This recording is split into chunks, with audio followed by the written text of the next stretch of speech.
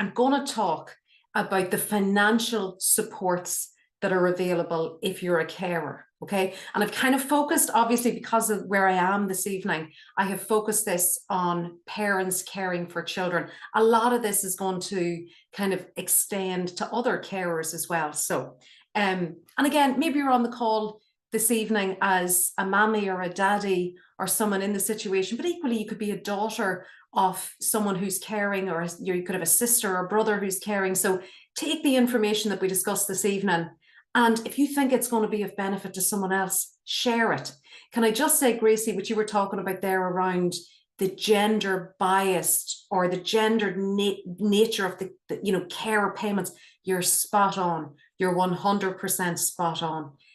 Caring, I think I saw a man on the call tonight, which is brilliant, but caring is so gendered and the payments reflect that, and we've got to move away from it.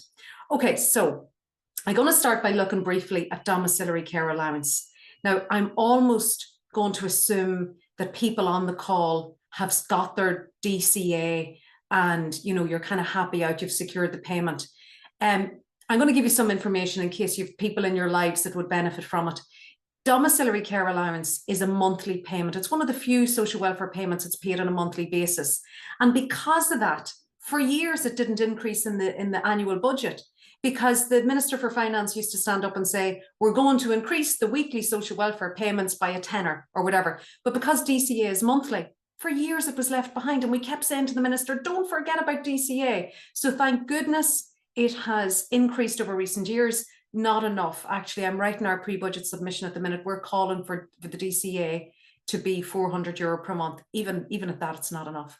It's paid to children under the age of 16 who need care and attention substantially above another child of that age. Okay, so I'm going to start by saying what I say to everyone when I'm talking about DCA. DCA is horrible. DCA is a horrible payment to apply for. It breaks your heart, because as mammies and daddies, we always look at our children and go, look at all the things they can do. Look what they can do.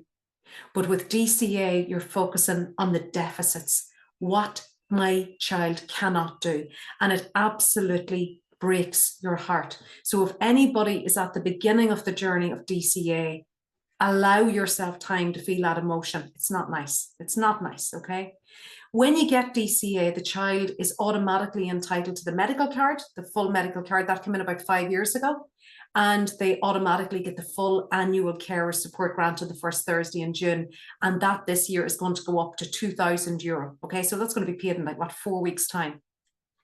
Remember, if you're applying for DCA, it's not based on the type of the disability or a diagnosis, but on the level of impairment that child has as a result, okay? So a lot of parents think that they can't apply for DCA until they have the formal diagnosis. That's not true. You don't need the formal diagnosis.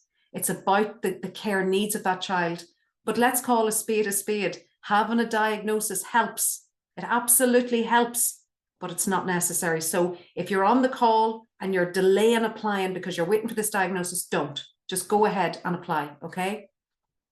You cannot receive carer's allowance for a child unless that child gets DCA, okay? So if you're here and you're thinking, will I apply for carer's allowance? Will I apply for DCA? You cannot get carer's allowance for a child unless that child gets DCA. Here's the exception, and here's a little trick. You can get carer's benefit, which I'm going to talk about. It's a different payment if the child doesn't get DCA. Just a little trick of the trade. When you're applying for carer's allowance for a child that receives DCA, you don't need to fill out the medical report part of the carer's allowance application form. By virtue of the fact that your child is receiving DCA, you have satisfied the medical requirement for carer's allowance. And there's no restriction on the number of children you can claim DCA for. So you get a full €360 for every child that you're caring for that meets the medical requirements for DCA, okay? Now, here's a slide that's shock and boring. It's all about the forms that you need to fill in to apply for DCA, and the language is shocking. Dom Care 1, that's the main application form for carer's allowance. Dom Care 3, that's the specialist report that you don't have to fill out, but you can fill it out if you want to fill it out if your child has a pervasive developmental delay, as they call it. It's the form that's filled out by the OT or the speech and language or the physio. It's optional. You don't need to fill it out. Form 3 is the review form. This is the one that sends the fear of God into you once you see it in the post, because you'll get it maybe 2 years after you've been awarded DCA, and it's basically the department checking back in to say, look, we're checking to see, do you still qualify for DCA? We all hate getting those forms. And then Form 4 is the refusal one. It's the one that says, look, I'm sorry, you're not entitled to the carer's allowance, and here's a big long reason why, right? There are the forms. You know what the really good news is? Since last Tuesday, the Tuesday after the bank holiday, you can now apply for DCA online via mywelfare.ie. Game changer. So these forms here, forget about these forms. You apply online and everything is going to be done via mywelfare.ie. The one thing is you still need the doctor's report filled in by the doctor, and then you can upload it. But no more of them old Dom Care 1s and Dom Care 2s and all of that. So that's brilliant news. That's an amazing step forward. And the other thing is that when people were applying for DCA, they used to do care diaries, and they used to write out little letters to say, you know, here's the additional thing my child needs, whatever. All of that now has been captured in this online form, and we've worked with the Department of Social Protection in developing that form. We try to keep the questions so broad that it allows you to add in the little nuances about your child, you know, so no more care diaries, which is great. Okay, so when applying for DCA, there's a couple of golden rules to remember. DCA has a very high medical bar. I think a lot of us parents don't realize that, okay? That actually your child has to need substantially more care than another child of the same age, okay? So the medical bar is high. Some people think if they apply for it, they're just going to get it. No, the medical bar is high. Be honest. When you're applying for DCA, there are certain things you need to say in the form that we don't want to say. We don't want to admit to certain things, and we can have a little, you know, we can have a secret that we don't tell anyone else, that your child is 10 and they still wet the bed, or they come home from school and they've soiled themselves, or whatever it might be. And we don't want to put that in the form. But I remember speaking to the Chief Medical Officer in the Department of Social Protection a number of years ago, and he's a gentleman, and he's the guy that's over all the medical assessments in the department. And he said, Claire, it's like your front door. It's like standing at the front door of your house. This medical report or the application is opening your door of the front door of your house and letting the medical officer, the deciding officer, in to see what care is actually provided behind that front door. And if you don't write it in the form, you're only opening the door a little bit. They can only see in a little bit. So to really give them the full picture, you've got to be honest. And I know sometimes that when I say that bullet point, I kind of sometimes feel that's a bit mean to say be honest. I see it all the time that we hold things back. So remember, if you don't tell them, they don't know. Really important that in any social welfare application, be it DCA, carer's allowance, disability allowance, or whatever, your description of your child's care needs has to echo what the doctor says. So if you say my child is incontinent, but the doctor never says in his or her report the child is incontinent, that tension, it sends off red flags in the department. Provide as much recent medical evidence as you can, fully understanding that for many of us, the psychological report or the psychological assessment is 4 years old at this stage. Don't go getting a new psychological assessment at €1,500, but the more recent the information, the better. And just, it's sometimes people get these letters from the doctor, you know, to stick in the envelope along with their application for DCA, for the doctor to say, I fully support Clare being awarded DCA or whatever. What does that mean? That means nothing. We need examples. Why should Clare be awarded DCA? Why? So these sentences that I see all the time from doctors, it's meaningless, really. Anyway, okay, remember this awful piece of the legislation. Again, we're acknowledging DCA is awful to apply for. When you're applying for DCA and you're describing the care needs of your child, one of the key pieces of the legislation that the department look at is, have there been times when your child has been a danger to themselves or to others? Okay, so your child could be well able to get up in the morning and dress themselves, well able to feed themselves. But if you took your eye off them and, you know, for a second, they'd be gone out in front of a car, or what I would see an awful lot is children that if you brought them to a pier or anything, they jump straight into the water, or they'll jump out of the car when it's moving. Those sort of examples in your application are very powerful. And of course, we have really serious situations where children really are a danger to themselves because of suicidal ideations and so on, which is just awful. But that's the sort of thing that goes into the form if it's there. We have this big cliff edge when the child reaches 16, okay? I fundamentally disagree with DCA ending when the child reaches 16. I'm fundamentally opposed to a child at 16 being given an adult payment of disability allowance, okay? That's my personal view, but I feel strongly about it. But as it stands today, when your child reaches 16, DCA stops. It stops, okay? And at that point, you make the decision as to whether you're just going to be happy with no more disability payment, you're just going to live your lives, or whether your child's disability is so significant that at that point you're going to apply for disability allowance, which is an adult payment, okay? So if you decide to apply for disability allowance when your child is 16, don't wait until their 16th birthday. Kind of 3 months before, get that application ready to go and get it posted in, because it takes at least 3 months for that to be administered. Getting DCA does not mean that your child is going to be awarded disability allowance. Okay, some people think it's a smooth transition. If you got DCA, you're going to get disability allowance. No. And some people think that because I submitted really good medical reports to the department the time I applied for DCA, they're still going to have those and they'll use them for my disability allowance application. No. Brand new application, brand new section of the department. To qualify for disability allowance when you're applying for your 16-year-old, you have to remember that that payment is designed for people who cannot kind of work in, work full-time or work in mainstream employment. That's changing, thankfully, but that's what you kind of need to focus on when you're applying for disability allowance for your child. Why couldn't they work? What would preclude them from being able to work in a normal job? DCA and carers allowance is linked. So if your child's DCA stops when your child is 16, your carers allowance would probably be reviewed, okay? So your carers allowance could stop at that stage, okay? And I've already said that. If your application for carers allowance, for DCA or disability allowances is refused, the first thing you do is ask for a review. That keeps your application for DCA or disability allowance in the disability allowance section or the DCA section, okay? And if they give you a review, they're giving you an opportunity for you to say, look, lads, I disagree with your refusal, and here's why.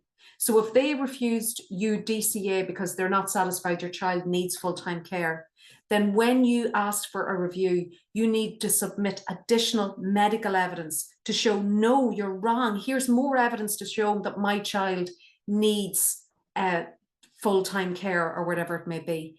If your review is unsuccessful, then you ask for an appeal. And an appeal takes your file, moves it out of the DCA section, brings it up to the Independent Appeals Office in Delir Street in Dublin, and it's a brand new set of eyes that look at it. Brand new set of eyes. The appeals officer is going to look at your file for the first time. Now, what's really interesting is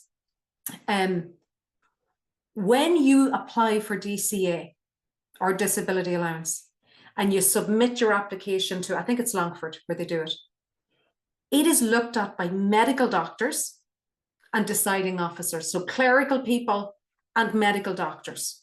And together, the medical officer and the deciding officer decide whether Clare Duffy is getting DCA. When I get to the appeal stage, the appeals officer is not a medical doctor. They are a clerical person. So at that point, the appeals officer tends to put far more weight on what your original GP or your child's GP said, because they're not a doctor themselves. Does that make sense? So we see a lot of applications for DCA being successful on appeal because the person interpreting it are not doctors, whereas up here at the initial application and review stage, they are. Okay, that's just a little bit of trivia.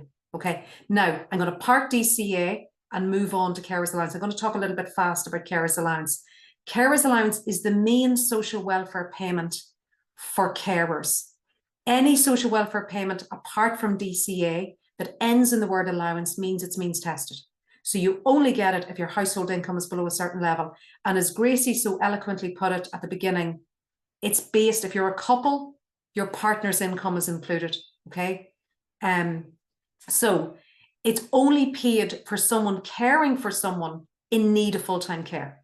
It's paid by the Department of Social Protection in Longford. So I keep talking about Longford. That's because that's where they administer it. If you're caring for 2 or more people, you can get 1 full carer's allowance and 50% more.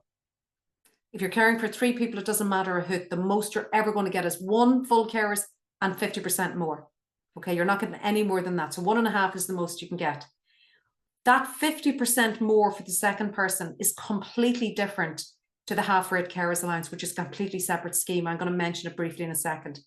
Carers allowance is a taxable source of income. This is controversial. You're going to be hearing a bit more about this over the next 6 months or so. Anyway, the person receiving care must be medically assessed as needing full-time care. All of that, you know, all that stuff, okay?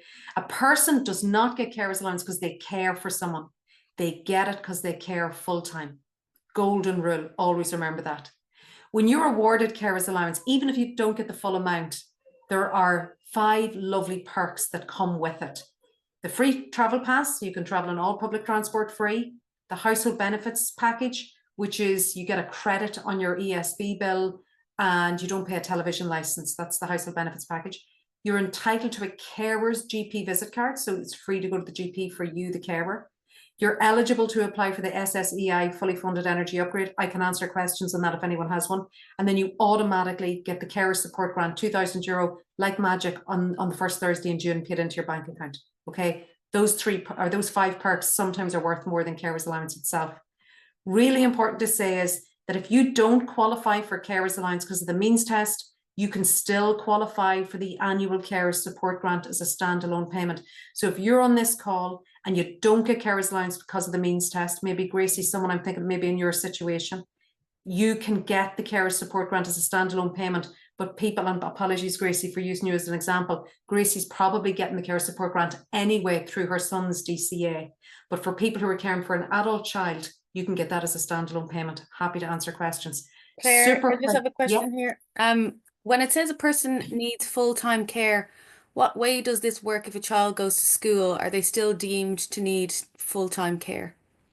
Yes, brilliant question. And yes, the answer is yes. That child in school is still deemed to need full-time care. And I'll touch on that just on this slide. When you apply for carers allowance, there are 6 tests that they impose on you. And these 6 tests are all questions within the carers allowance application form. So every question on the carers allowance application form relate to one of these 6 tests. Okay, the first one, medical assessment. That's completed, the back section of your carers allowance application form, completed by your child's GP or their healthcare professional. That's sent to a medical doctor who assesses it in the department. The next thing you have to satisfy is full-time care. You only get carers allowance if you care for an absolute minimum of 35 hours a week. Many parents caring for children care 168 hours a week because they're up during the night. Okay, so it's full time. But the absolute minimum is 35 hours. So absolutely, Ruby, you can be a full-time carer with your child in school. Equally, you can be a full-time carer for an elderly parent who's in a day service, you know, or an adult who's in a day service. You can still be their full-time carer. You're still achieving those 35 hours. So absolutely, your child's in school, not a problem. You cannot work or study for a second more than 18.5 hours. Okay? Cannot work or study or volunteer for a second more than 18.5 hours and get carers allowance. You stay under the 18.5 hours, you're happy out. You can get carers allowance, no bother at all. You don't have to live with the person you care for. You have to live kind of within about 20, 25 minutes from them. That's not going to be a problem for parents on the call. You have to satisfy the habitual residence condition. That's just a piece of legislation that protects us from welfare tourism, people coming into Ireland to claim our social welfare because our social welfare rates are equal to wages in some other countries. And then you have to satisfy the means test. Now, I want to draw your attention to the means test because if there is anyone on this call that has not applied for carers allowance heretofore because of the means test, or maybe did apply and was refused because of the means test, I want you to know that over the last 4 years, the means test for the carers allowance has increased substantially. The biggest increase is coming on the 1st of July this year. So for a single person, the first €625 of your weekly income is ignored. If you're a couple, the first 1,250 is going to be ignored. Okay. So if you're a single person, today as it stands, the first €450 of your weekly income is ignored.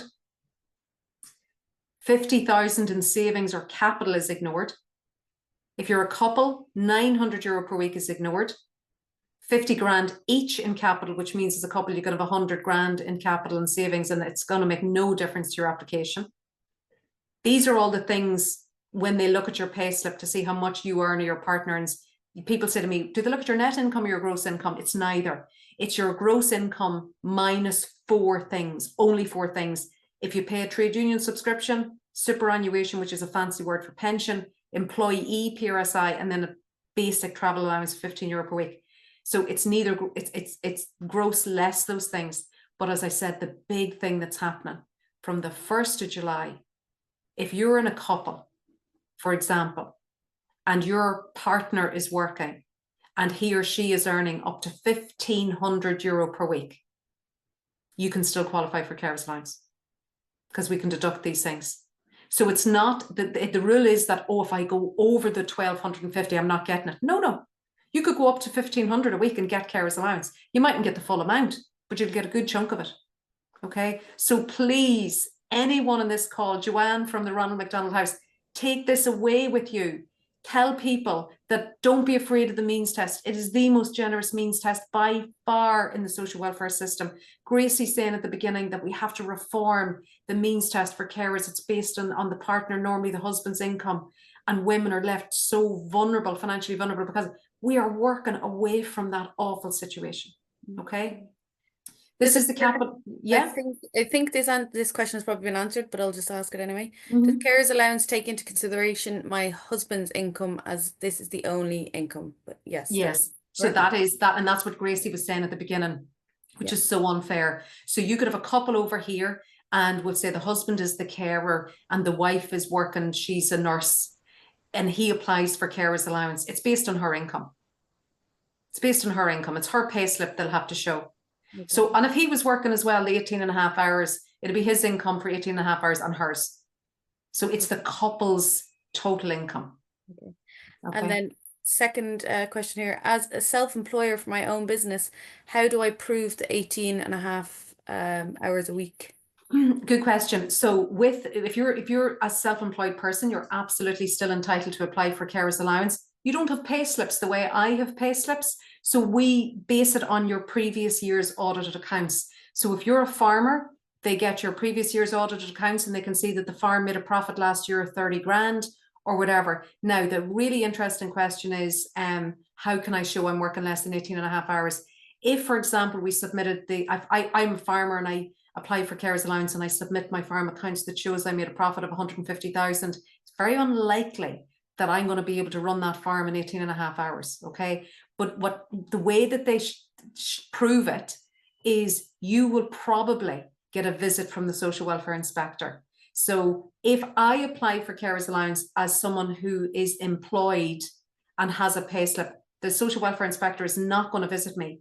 If I apply as a self-employed person and I'm a farmer or I'm a plumber or I am whatever, the social welfare inspector will call to my farm. If I said I had 50 cows and I actually have 250, or if I'm a nail technician and I say I'm working 2 days a week and they call 3 days a week and I'm still there, that's how they do it. That's how they do it. You can expect a call from the social welfare inspector. Delays the application as well for a self-employed person. Is that okay, Ruby? Will I move on? This is the capital formula. So when I talk about you're allowed to have 50 grand in capital if you're a single person, or 100 grand in capital if you're a couple, that's just the formula they use to work it out. So if I give you the example down here, if you take a person who has savings of 40 grand, they have a second property, because second properties are assessed as capital in any social welfare payment, any means tested social welfare payment. So if I have 40 grand in the bank and I have a second property worth 100,000, I've total capital of 140,000. This is the formula they use to work it out. So if I'm a single person, that 140,000 in capital is deemed to give me an assessable income of €310 per week. Okay. Bearing in mind, if I'm a single person, I'm going to be allowed to earn 625 before it affects my means test. So I'm well under that. And if I'm a couple, that 100,000 is going to give me an assessable income of 120 per week because it's divided by 2 if you're a couple. Lesson from this, I don't expect anyone to walk away from this presentation tonight knowing the capital formula. The only thing I want you to walk away and know is that don't worry if you have a few bob in the bank. Don't worry. Don't worry. A few bob in the bank is not going to be the difference between you not getting carers allowance or getting carers allowance. When you start telling me, Claire, I have 2 second properties and 200 grand in the bank, which I hear very often, it's different. But, you know, don't be afraid of having 40 grand or 60 grand or 100 grand. Don't be afraid of that. You can still qualify for carers allowance. Okay. Super duper quickly. How often over the last 2 decades have I heard people say to me, it's not fair, I'm only getting the half rate carers allowance? It is not a punishment. The half rate carers allowance is the most generous payment in the social welfare system because it's the only time that a person is allowed to receive 2 social welfare payments. And it only applies to people in certain situations, okay?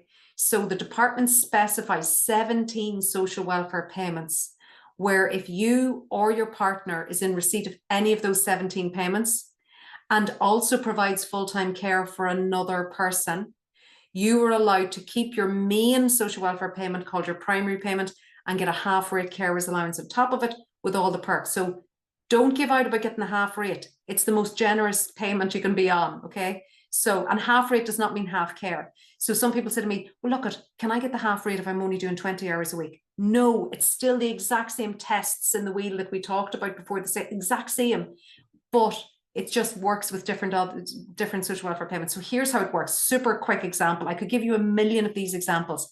Let's say this person comes to me and, well, let's say the husband is on carers allowance for his wife, who's on a disability allowance. So he's getting carers allowance, he's getting them perks we talked about at the very beginning, happy out, she's getting disability allowance. Between the 2 of them, they have €504 per week. That man would be better off not on the full carers allowance, but on the half carers allowance. So if we switch him around to a half rate, so let's switch him from a full rate to a half rate, means he gets a second social welfare payment, which is the increase for the qualified adult here. His wife still keeps her disability, he still gets all his perks, but his income has gone up by, what's that, €32 per week, just because he switched his to a half rate, not a full rate. I could draw you diagrams until tomorrow morning about the half rate, because equally we could have a person on a single mother on a 1-parent family payment, caring for her children, but she also cares for her adult or elderly mother. So she gets to keep her primary payment, her 1-parent family payment, and get a half rate on top of it. There's 17 social welfare payments that work with this. So it's not a punishment. This is a good thing. If you're on the half rate, it's a good thing. There was a lady at the beginning who had a question in the comments about carers leave and carers benefits. So I'm going to talk about this quickly and we'll do answers or questions on it. This is really important for anyone caring for a child to know that you have this safety net.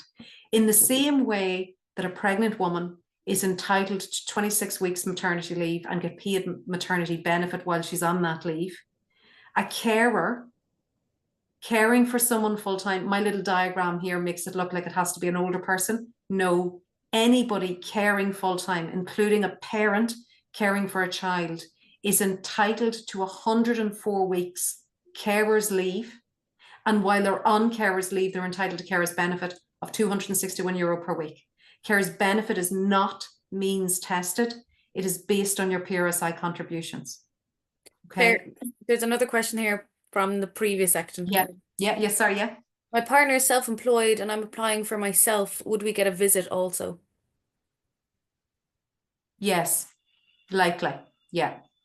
Because your partner, yes.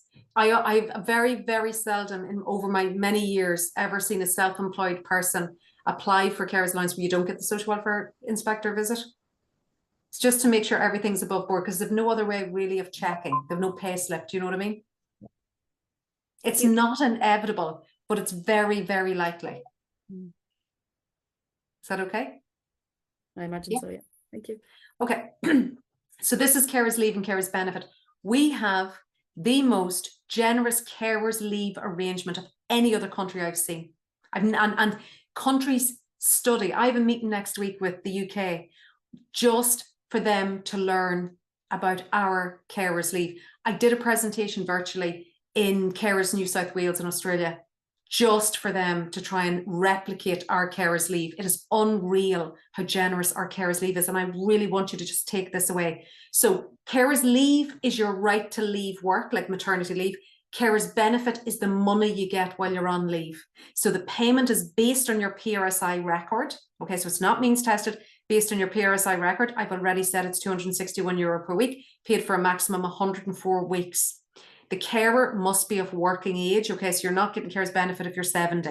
You have to be of working age. Don't need to live with the person, have to live fairly nearby. Exactly like carers allowance, can't work or study for more than 18.5 hours. Exactly like carers allowance, the person you care for needs to need full-time care. Any child in DCA has already satisfied that. Okay, and this is all held up by the gorgeous Carers Leave Act of 2001. Imagine 20 whatever years ago, 24 years ago, we had the good sense in Ireland to know that we needed carers leave. I spoke to my counterpart in Carers Northern Ireland 3 weeks ago. She was on her way into Stormont to beg their minister for the economy to give 2 weeks unpaid carers leave to carers in Northern Ireland, and she wasn't successful. So we are miles ahead of this. Okay, so carers leave and carers benefit. Weirdly, when you're on carers leave, you're allowed to work for 18.5 hours. Okay, so you can leave work, but you're allowed to work 18.5 hours. Now, if I went to Family Carers Ireland, who employ me, and I was approved carers leave, my employer cannot refuse me carers leave. But if I said to my employer, by the way, I want to just reduce my hours down to 18.5, they can say no. They can say no. They cannot say no to my right to leave work, but they can say no to my request to reduce my hours. I could go working in Dunnes Stores for 18.5 hours a week then during carers leave. Carers benefit is not means tested, but strangely, if you do choose to work for 18.5 hours or less, while you're on carers benefit, you're not allowed to earn more than €625 per week. And that's from July. And that, people will say, is that net or is that gross? It's actually better than net because it's gross, less loads of deductions. So yeah, 625 is generous. You can get carers benefit and carers leave for 2 years for each person you care for. So if you care for 2 children, you can take 2 years for one child, go back to work for a little while, and then take 2 years for another child. You can never take carers leave twice for the same child. But you as mammy, for example, could take carers leave for 2 years for your child called Johnny.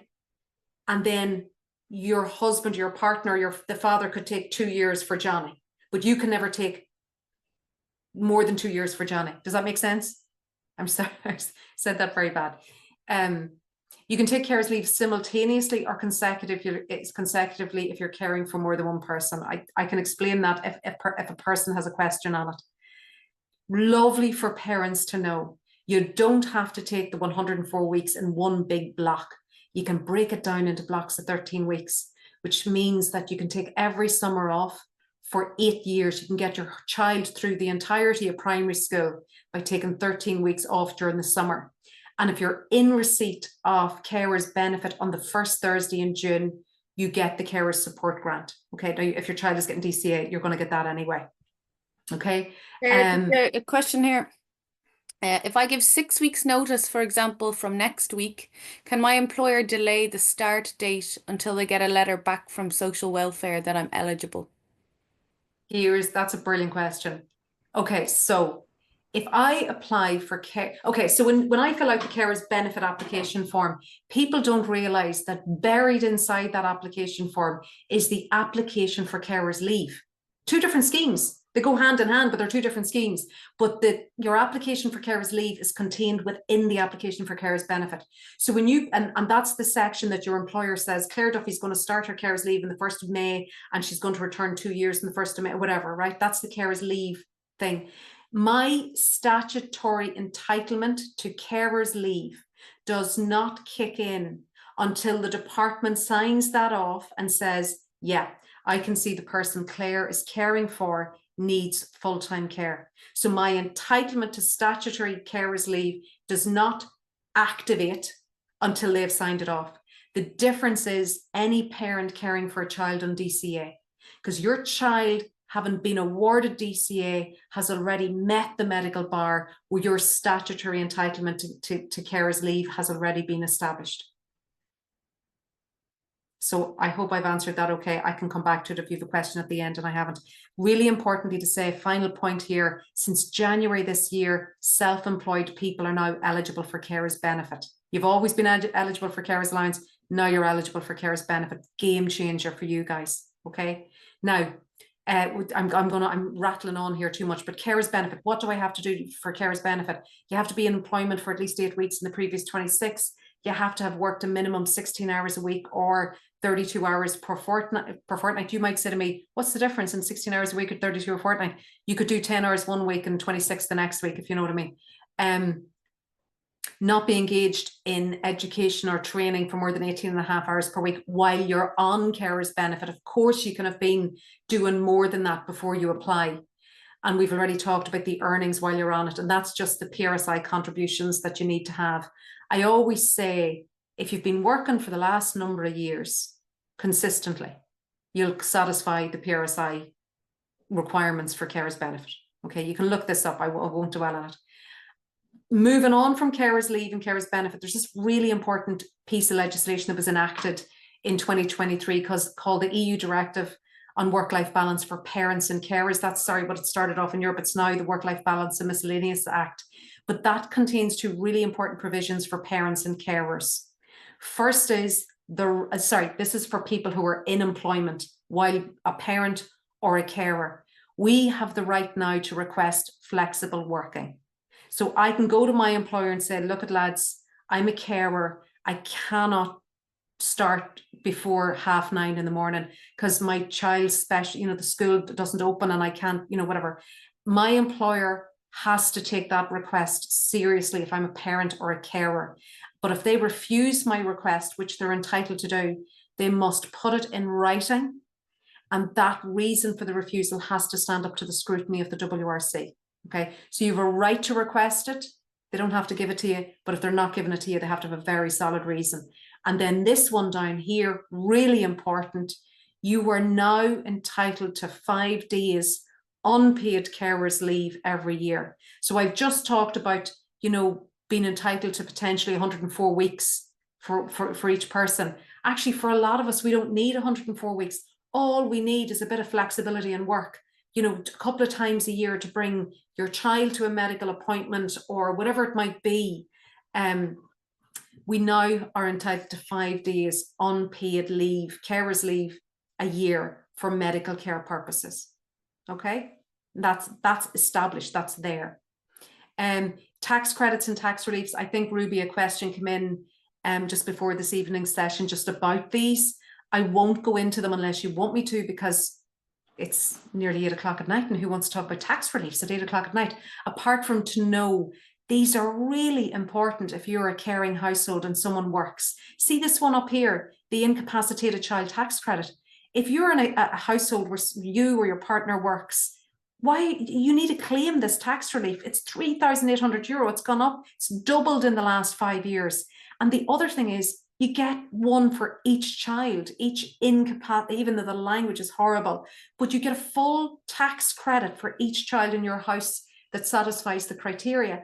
And remember this, the incapacitated child tax credit is paid not just for children under 18, but for adult children who need to be maintained by you. So going to draw your attention specifically to the first one, but there are other lovely ones as well, okay? And last thing I'm going to say is that another fabulous thing happened last year on the 1st of January, where Minister Heather Humphreys at the time introduced a new long-term carer contribution scheme for anyone who has been caring for more than 20 years. So anybody who's on this call, by the fact of having a child with additional needs, you're going to be caring, please God, for more than 20 years. And I mean that with respect, with the utmost of respect. but you're the very category of person that this scheme was designed for. Because what happened before this scheme was, if you were a parent of a child that was born with a disability, Gracie described it at the beginning, brilliant career, teacher, your life stops and you can't go back to work. And your caring role just takes over. And then when you reach retirement age, you look back at your PRSI record and you've got these big blank spaces, or these big gaps where those years were that you were caring. So if those years collectively add up to more than 20 years, you're going to qualify for the new long-term carer contribution scheme. You do not have to have been caring for the same person. So you could have cared for 10 years for your child, 5 years for your father, and another 5 years for your mother. In total, that's more than 20 years. Okay. So I don't want to go in. This is quite complicated. I do standalone sessions on this. All I want you to know is that I'm not even going to go into the details of it. This is really important. In order for government to recognise you as a carer, they need you to register through mywelfare.ie on the newly established, well, when I say it's 2 years old nearly, the Family Carer Register, okay? And you go into that via mywelfare.ie and you say, okay, I'm Clare and I've been caring for my child. My child was born in 1995. Like, you can go back years and you can say, look, I've been caring for my child since 1995. You don't say I started caring the day I was awarded DCA. You write down the date you started caring, when you actually started caring full time, and they go back and they count that all up and they'll award you long-term care contributions. You don't wait to fill in that carer register when you're 64 or 65. You fill it in now. You fill it in now, because then you count, you're on the system. And every year you go back and you fill it in again and say, yeah, I'm still here, I'm still caring. And they know you're there. So that when you do get to pension age, they'll say, yeah, Claire was caring there. I can see now she's been caring for 25 years or 30 years or whatever. And we add on the years that you've been caring onto whatever PRSI you have, and we total it all up. This is a game changer. And maybe Ruby or Bess, I can come back at another stage and do a dedicated session on this. This is a game changer for people, exactly designed for people, parents just like you, where the gaps in your PRSI record were going to be so big that you were going to be penalised. Gracie said at the beginning she felt penalised, and I always say, as a carer, you should be recognised, not penalised. And when we were fighting for this new pension scheme for carers, that's the exact language I use. Recognise, don't penalise carers. So this is one of the ways that they're trying to do that. So game changer, okay? But too much to talk about tonight at nearly 8 o'clock. Too much. Claire, one Really, more question here. yeah. Does the ICC tax credit, is it like every year you can claim that? So you go into mywelfare.ie and you fill it in every year. Yeah, you fill it in and say, yeah, I'm Karen here. Yeah, and you fill it in. So everything is done now via mywelfare.ie. You claim tax credits. Anything you do, you type in your thing every year. Other people on the call will be doing it regularly, and they can advise better than me as to how you do it. But once you link that you're claiming that, it's really generous. Very few tax credits are 3,800, and remember, you get that for each child, each incapacitated child. So yeah, you go in, tick the little box. And so every year you can apply for the same tax credit. Yeah, I don't think it comes off. Like, I think once you tick it, okay, it kind of it's stays automatically ticked applied. unless you untick it. Other people on the call will know better. Will be experts in that. This is just a little explanation. You can find it on our website as to how you go about registering. And I'm going to stop sharing my screen because that was epic, wasn't it? Oh, and went over time.